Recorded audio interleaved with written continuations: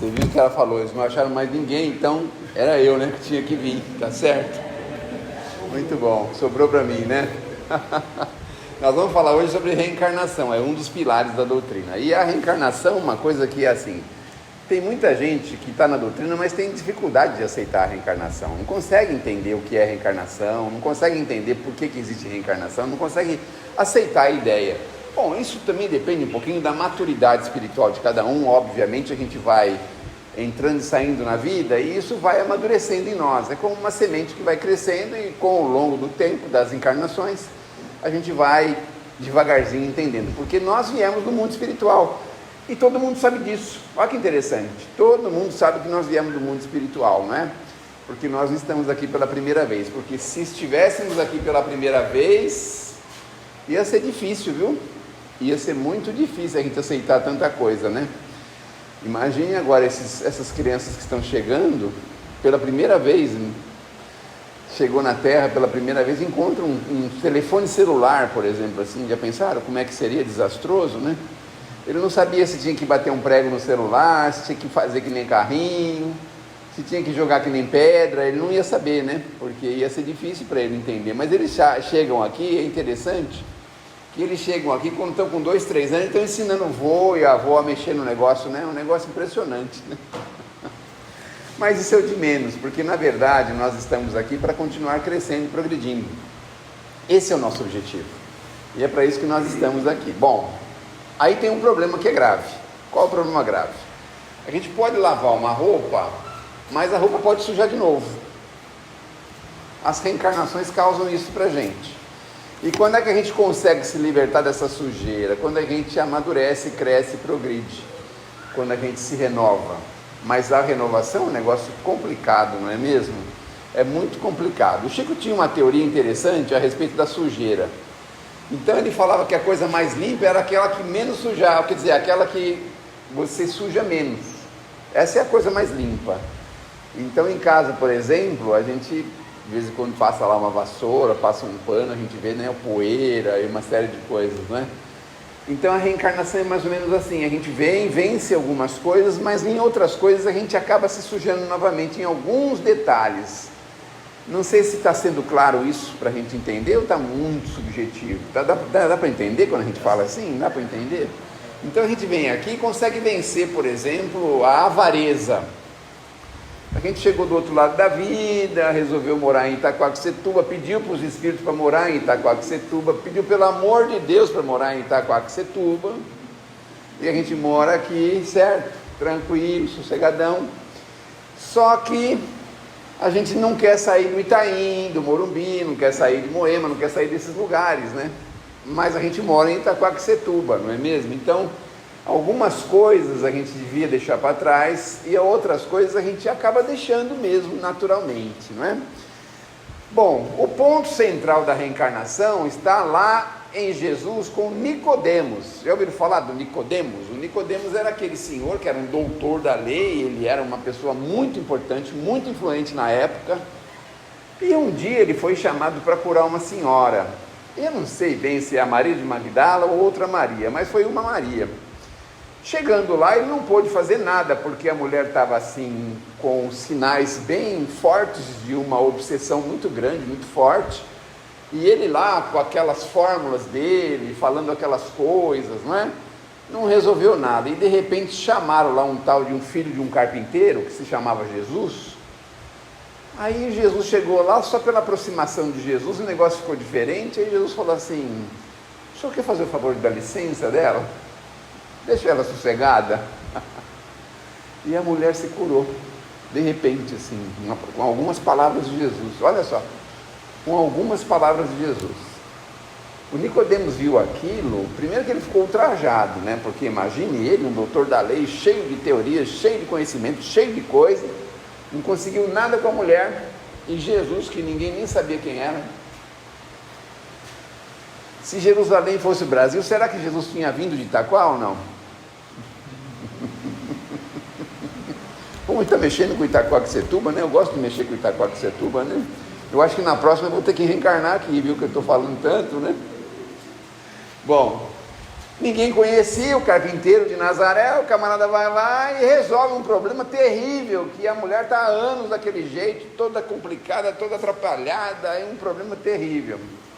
Bom, ele foi para casa com aquele negócio na cabeça. Como é que pode? Alguma coisa está acontecendo que eu não estou sabendo. Ele ficou com aquilo, pensando, meditando sobre aquilo. Uma outra ocasião, estava tendo uma espécie de uma reunião assim, numa casa, e Jesus falava com as pessoas estavam para fora da janela, assim, tipo assim para fora, sabe? E aquela turma foi juntando, até que apareceu um senhor lá, que era estava com problema de andar, meio paralítico, e aí não tinha jeito dele passar no meio daquele povo, e tiveram uma ideia: vamos descer ele pelo telhado da casa. Aí foram lá, pegaram a maca dele, amarraram ele e tal, e foram descer, e ele parou bem perto de Jesus. Jesus olhou: meu Deus, o que é isso?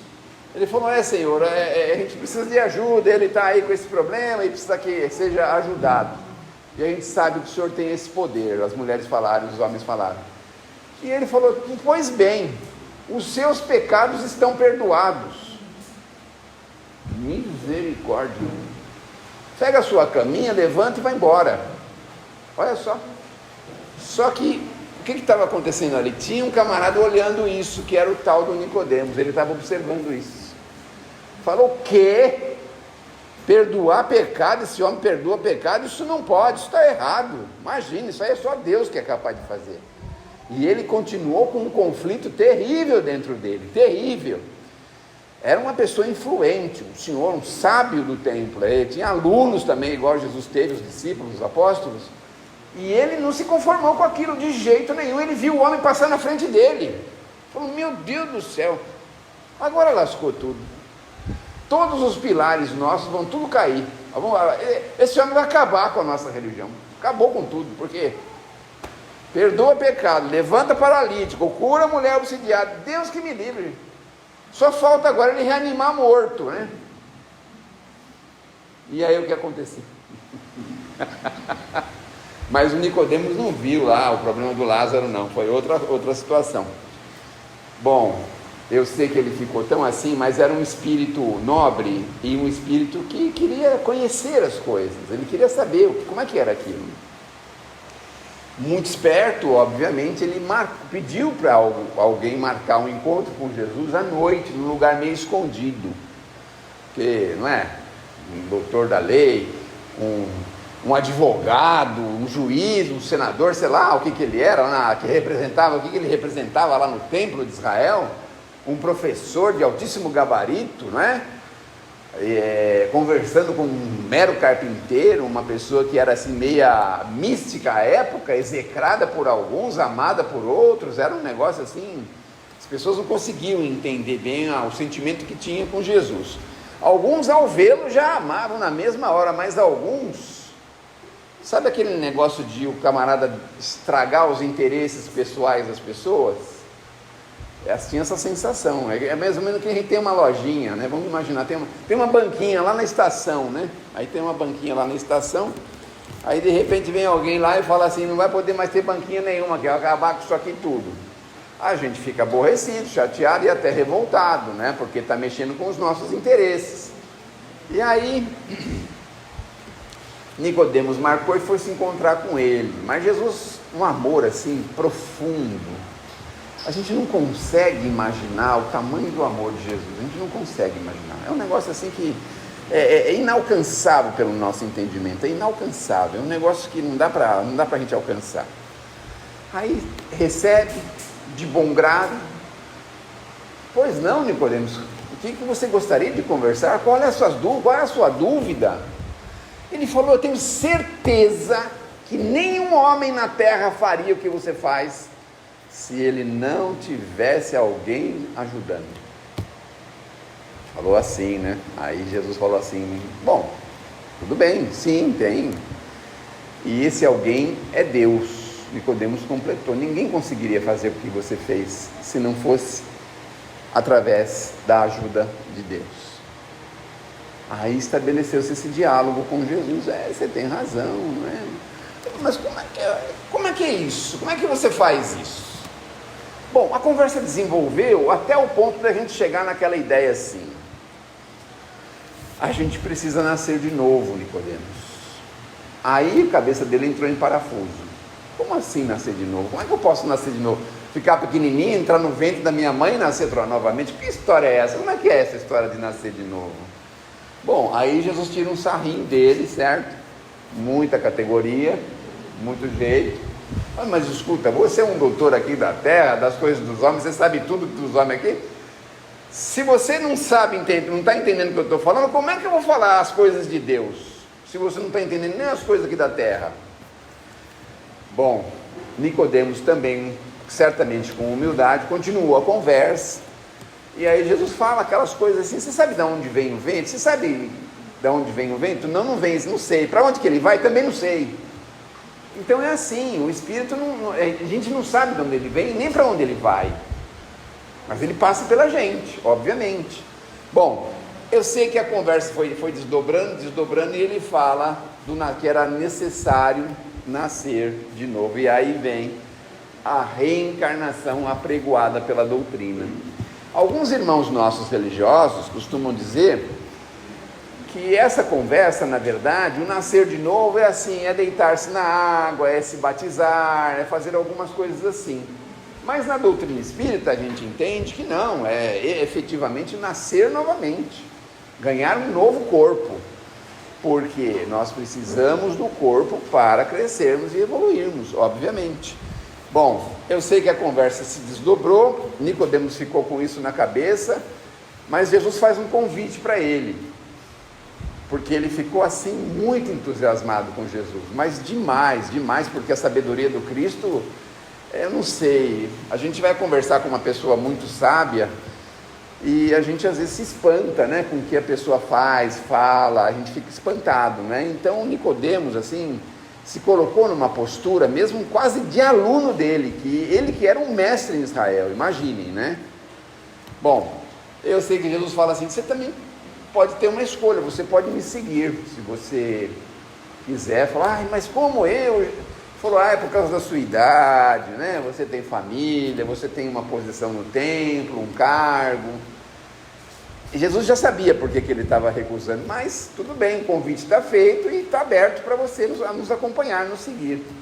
Isso levou ele às lágrimas, porque no fundo, ele ficou a vida inteira estudando para encontrar-se com Jesus, e ele nem sabia disso. Olha só, um senhorzinho de idade passou a vida inteira esperando esta figura que era a figura de Jesus. E Jesus ainda faz esse convite para ele entrou em lágrimas na hora, porque o homem novo estava começando a se desenvolver, mas ele tinha ainda que lidar com o homem velho. O homem velho era cheio, tinha aqueles problemas com o templo, tinha os problemas familiares. Falou: mas Senhor, não posso sair vagando pelo mundo, eu tenho as minhas responsabilidades. Falou: é compreensível, Nicodemos, é compreensível, mas o convite está feito, não é? Bom, para encerrar essa história, o Nicodemos tinha alguns recursos, e na hora que Jesus marcou a primeira saída com os discípulos, ele pegou e ficou lá perto, assim, meio de longe, assim, olhando, né, vendo eles se reunirem e tal, aquela alegria, o pessoal ao lado de Jesus, e ele ali, assim, aguado, é um termo certo falar isso, aguado, para poder ir também, querendo ir também com ele, sabe? Eu fiquei pensando quando a gente era criança, assim, né? Aí os amigos na escola iam fazer no meu tempo, onde eu morava, lá tinha uma represa. Nós vamos tudo na represa. Aí eu ia falar para minha mãe, o tonto ia falar para a mãe: mãe, os meninos vão lá para a represa, eu estou querendo ir com eles. Falou: de jeito nenhum, você não está nem louco, rapaz. Aí não deixava a gente ir, mas a gente ficava aguado para ir, né? Aguado. Sei lá, as festas, né? Os bailes, né?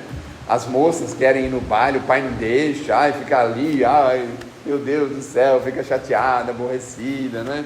Então Nicodemos ficou ali mas ele tinha colocado um saco de moedas de ouro perto deles, e aí eles viram: mas o que é isso? Aí foram ver um saco de moeda de ouro que ele tinha oferecido para o grupo poder fazer essa viagem, né, vamos dizer assim, essa pequena viagem, que era tudo feito a pé na época, né? Então ele deu essa contribuição anonimamente, quer dizer, Jesus sabia que era ele. E aí Jesus fala assim para os discípulos, para ele ouvir lá de longe, né? Porque eu fico pensando, a gente querer manipular Jesus ou querer enganar Jesus, né? Olha que interessante, né? De vez em quando a gente quer fazer isso, não quer? Faz uma precezinha, ó Jesus, não foi culpa minha, viu? Eu não tenho nada com isso. A gente quer enganar o mestre, né? Como se a gente pudesse. E aí ele fala em voz alta, porque ele sabia que ele estava ali perto, falou assim, você chegou tão perto, né? E os discípulos não sabiam por que ele estava falando isso. Você chegou tão perto, né? Mas não falou o nome dele, não falou nada. Bom, então, voltando ao nosso assunto, é importante nós entendermos que a reencarnação é o que dá para a gente a maturidade.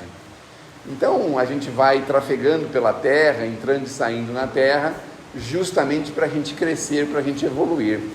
Existem algumas características para a gente encobrir um erro.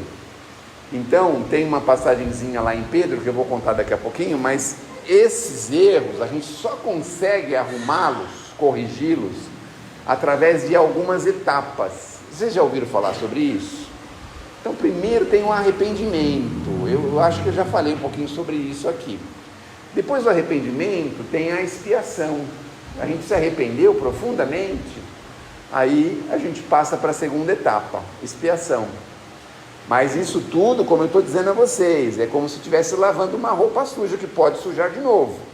Bom, passamos pelo arrependimento, arrependemos. Vamos para a expiação. Estamos lá na expiação, vivendo um drama amargo para chuchu, né? Não está muito conformado com as coisas, chateado, aborrecido, por que comigo? Porque quando o bicho pega para o nosso lado, a gente sempre pergunta isso, mas por que comigo, né? Se tivesse que ser com outro, ia ser com outro, não tem jeito, né? As leis da providência são perfeitas, não tem jeito da gente imaginar que nós estamos sofrendo uma injustiça. É impossível haver uma injustiça dentro de um contexto cósmico. As leis são absolutamente perfeitas. Então, a gente passa pela expiação, consegue não se revoltar direitinho, consegue passar. Aí vem a prova, aquela situação que você vai vivendo de novo, o mesmo problema, você pode fazer a mesma coisa ou melhorar, fazer coisa melhor. Passou pela prova, vai para o quarto e último estágio, que é a reparação do dano. Olha só quantos estágios, que são 4, né? Arrependimento, expiação, prova e reparação do dano. A gente nunca pensa em reparar o dano, não é mesmo? Esses nossos irmãozinhos que estão envolvidos aí com essas coisas erradas, eles simplesmente acham que vão lá, ficam um pouquinho lá preso, alguns anos, sai de lá e está tudo resolvido, mas não é assim. A maioria desses que estão aí, nessas prisões, na maioria das vezes não estão cumprindo, não estão pagando nada perante a providência divina, porque precisa passar pelas etapas, porque a pessoa passa por lá, não se arrependeu de nada, para ele está tudo certo, não aconteceu nada. Mas se não arrependeu, se não expiou, se não passou pela prova, vai ter que voltar e realizar isso, não tem jeito. Bom, é por isso que a gente precisa da reencarnação, né? Porque numa encarnação só não dá tempo, né? A gente faz tanta besteira numa encarnação, né? E aí quando está do outro lado da vida, fala assim, eu queria pagar minhas dívidas. Suas contas aqui estão tudo devedoras, você está no cheque especial aqui no mundo espiritual, e agora? Como é que faz? Vamos pegar um inconsignado. Não, mas você não é aposentado ainda, não dá para pegar. Aí é uma confusão, né? Consignado tem um juros menor e tudo, mas não dá para pegar o consignado. Não, você ganha pouquinho de aposentadoria, não dá para pegar consignado. Bom, aí entra a providência divina e nos dá um crédito suplementar, né? A gente vem com um crédito suplementar para a Terra. Só que, na maioria das vezes, é a mesma coisa assim, né? A gente fica lutando para ter mais dinheiro. Quando tem mais dinheiro, não sabe o que fazer com ele, começa a gastar tudo de qualquer jeito, não é mesmo? Vai pôr gasolina no carro, põe a gasolina mais cara, vai comprar alguma coisa no mercado, começa a inventar moda, a gente fica assim, meio atrapalhado da cabeça quando tem o dinheiro. É por isso que é bom não ter. Eu acho que é por isso que vocês escolheram ter pouco dinheiro, né? Não é por isso? Não foi por isso? Mas tem gente que está disfarçando aqui. A gente pensa que tem pouco, mas tem muito, viu? Tem muito. Que nem no meu caso, que eu sou rico, né? Sou uma pessoa rica. O meu pai, então, nem se fala. Meu pai é bilionário, trilionário, né? E o pai de vocês também é muito rico. O problema é que de vez em quando ele não mostra onde é que está o dinheiro, a gente passa dificuldade por causa disso, né? Esse que é o problema, né? Bom, e aí a gente tem que passar. Mas tem uma fórmula que faz parte da misericórdia divina, que está registrado lá em Pedro, que diz o seguinte: o amor cobre uma multidão de pecados, de erros. Então a gente pode passar por todas essas etapas apenas desenvolvendo o amor. Olha só. Mas o amor não é esse amor que a gente está acostumado a ouvir, não é? Nas televisões, nos rádios, nas músicas, não é esse amor, obviamente que não. É o amor fraternal, o amor de irmão, o amor sincero, o amor profundo que a gente pode desenvolver com as pessoas. Eu não sei se isso acontece com vocês também, mas de vez em quando a gente olha para uma pessoa, ou de família, ou um conhecido, um amigo, uma amiga, a gente fica com o coraçãozinho tocado, a gente fica com um negócio assim apertado, sabe? Pensando, puxa vida, nossa, a gente nem sabe dizer o que a gente sente, mas a gente sente assim uma coisa de compaixão, de uma coisa diferente bem no coração da gente. Não sei se vocês sentem isso de vez em quando com algumas pessoas. E aí, é esse amor que vai procurar favorecer, ajudar, estar sempre disposto, esse amor que está sempre aberto para favorecer, esse amor que a gente dificilmente na terra consegue enxergar, porque ele é tão assim, tão profundo, que ele se esconde. Algumas pessoas têm tanto amor assim, vamos colocar a figura de uma mãe, de um pai, por exemplo, né? Que às vezes tem tanto amor pela esposa, pelo filho, pela família, que ele faz tudo por eles, as pessoas às vezes nem percebem mais, não nem precisa pedir o favor para ele já faz automático, não precisa ficar pedindo, falando, você não pode fazer isso, fazer aquilo, não, ele já faz automático. Ele vê, por exemplo, uma pia cheia de louça,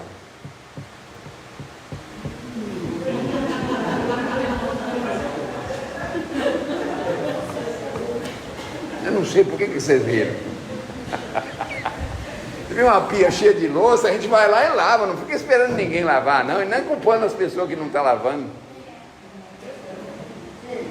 Lá na minha casa, eu descobri isso aí recentemente, que a pessoa que vê o problema, ela que é a responsável para resolver. Só que aí agora eu sou esperto, eu entro só pela sala agora, não entro mais pela cozinha, porque para todos os efeitos eu não vi nada, não é mesmo? Então, é isso. Mas é quando a gente vê um problema, por exemplo, você vê uma pessoa com um carro quebrado na rua, sabe, você pensa, o que eu posso fazer para ajudar? O que eu posso fazer para socorrer, não é? Então, é esse tipo de sentimento. Você vê um amigo construindo, você se dispõe a dar um apoio, uma ajuda, uma pessoa que vai mudar, você vai lá, vou ajudar um pouquinho, não posso muito, mas posso um pouquinho. Você tem um carro maior, se dispõe a carregar uma pessoa, a levar em tal lugar, a fazer tal coisa. Esses sentimentos que nós estamos aqui, esses que cobrem uma multidão de erros, são esses que nós precisamos enveredar. E são esses que nos renovam, quando a gente começa a ver no outro um verdadeiro irmão. Esse é o motivo pelo qual nós estamos aqui, para nos renovar. Tem uma frase bonitinha do Emmanuel que diz assim no livro Fonte Viva: ninguém progride sem renovar-se. Então, para a gente progredir, a gente tem que renovar. É claro que alguns conceitos são muito difíceis. Normalmente, quando esses conceitos vão contra os nossos interesses. Então, na maioria dos problemas que a gente tem, nem é o fato em si, mas os interesses que a gente tem sobre aquele fato. É isso que faz a gente muitas vezes recuar, demorar, passar uma encarnação inteira e não renovar. Então, se nós conseguirmos abrir os pensamentos, os corações, os sentimentos, se nós conseguirmos estar motivados para buscar aprofundar-se nesse amor fraterno, que não precisa ficar lambendo ninguém, abraçando e falando meu amor, nada disso, é de ação, é de atitude, é de comportamento, é isso que a gente demonstra, é assim que a gente faz. Se a gente conseguir chegar nesse ponto, aí nós vamos ter dado grandes passos nessa encarnação, a gente vai realmente criar condições muito favoráveis para nós. E olha, gente, como é bom conviver uma pessoa que tem amor no coração. Acho que vocês devem conhecer, sempre alguém conhece, seja uma avózinha, um tio, uma tia, um irmão, a mãe da gente, alguém que a gente conhece, tem um sentimento tão grande, tão nobre. Você vai lá com um problemão enorme, né? Ela fala, tá tudo bem, vamos em frente, eu te ajudo se você precisar. a pessoa parece que não vive os problemas que a gente vive, ela vive numa outra dimensão. A gente às vezes sofre, justamente porque a gente não quer dar o braço a torcer, justamente porque falta em nós os melhores sentimentos, que é o sentimento de compaixão, de compreensão, de tolerância. Então, às vezes, essas brigas de família, muitas vezes acontecem por falta absoluta de tolerância uns com os outros. A gente quer corrigir as pessoas de qualquer forma, a qualquer custo, e isso gera para a gente grandes problemas. Então, para a gente viver de forma mais leve, mais suave, mais sutil, quanto mais amor nós dedicarmos, melhor a nossa vida será. Então é assim, a pessoa, sei lá, está construindo, deixou cair entulho na nossa casa, está tudo bem, daqui a pouco acaba essa obra. Você vai pegar o trem, a pessoa sai correndo na frente para sentar no... Isso não acontece muito, né? Mas vamos imaginar que aconteça, né? Aí você pensa, ele pode estar mais cansado do que eu, não tem problema, paciência, né? A gente se conforma, se resigna. Até porque chega em algumas estações, os trens vão esvaziando e a gente vai podendo sentar também, mais ou menos, um pouquinho mais do que o meio do caminho. Então, a pessoa começa a compreender mais os outros, né? A pessoa está lá desequilibrada, a gente não vai ficar contra ela, mas vai vibrar pelo equilíbrio dela. A pessoa fez um erro lá, cometeu um erro, fala, se a gente estivesse no lugar dele, talvez tivesse feito a mesma coisa. Então a gente vai arrumando formas de conviver, viver de forma mais leve. É para isso que serve a reencarnação. A reencarnação é para devagarzinho fazer a gente se libertar das nossas imperfeições. Como é que a gente pode conviver, por exemplo, em mundos superiores se a gente ainda está cheio de imperfeição? A gente olha para os outros deixa eu temperar as palavras aqui. A gente pensa, né, em fazer fofoca, criar problema, ver só defeito nas pessoas. Como é que a gente pode estar do outro lado da vida, em planos superiores, se a gente ainda tem esses sentimentos? A gente pode fazer uma comparação bem grosseira aqui na Terra, que é o seguinte: eu fiz comigo isso e funcionou, né? Aliás, eu não posso falar que foi comigo, porque depois o pessoal reclama que eu fico falando de mim. Mas eu conheci uma pessoa que fez com ele, entendeu? Então deu certo, foi assim que aconteceu. Ele falou assim, nossa, não agora, né, mas uns anos atrás, levei tantas multas de trânsito, tantas multas, eu fiquei pensando assim, a pessoa falou, né, ficou pensando, né? Como é que a gente pode pretender viver num país mais desenvolvido se a gente não consegue nem respeitar as leis de trânsito aqui de São Paulo, do Brasil? Como é que a gente vai viver nesses lugares? Onde o pessoal fala, se você jogar um papel de bala, ou não sei o que no chão, como é que a gente vai conviver nesses lugares? Aí você pega esse exemplo e coloca ele para outros mundos. Aqui na Terra a gente não consegue nem cumprir direito as leis humanas, que são leis grosseiras, que são leis atrasadas, que são leis que são humanas. A gente não consegue cumprir as leis humanas aqui da Terra. Como é que a gente vai conseguir conviver num planeta superior, num planeta mais avançado, mais desenvolvido, se nós estamos cheios de imperfeição? Que a gente gosta, por exemplo, de ligar o som da nossa casa domingo de manhã, manhã inteira, né? 7 horas da manhã, acorda todo mundo, não quer nem saber. Se a gente não consegue conviver uns com os outros, como é que a gente vai viver num mundo superior desse jeito? Então é preciso a gente aqui fazer o treinamento possível e necessário para que a gente possa conviver melhor em outras paragens. Porque olha, a gente pensa que a Terra é o suficiente, não é? Mas não é, não.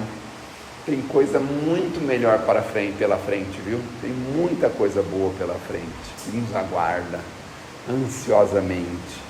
Aí você pensa assim, meu Deus do céu, como eu não percebi isso antes? Devia ter chegado aqui primeiro, mais rápido, né? Aí a gente leva, sei lá, 200, 500, 2.000 anos para chegar numa condição um pouquinho melhor e falar, meu Deus, quanto tempo eu perdi, olha aí, que lugar maravilhoso que eu estou. Nem se compara a Itaquaquecetuba, né? Que Deus nos abençoe, que Jesus nos ilumine e não perca as esperanças, viu? Sempre o pessoal chama pessoas muito competentes. Quando eles não tiverem mais ninguém para chamar, aí sou eu mesmo, aí vocês aguentam um pouco, tá bom?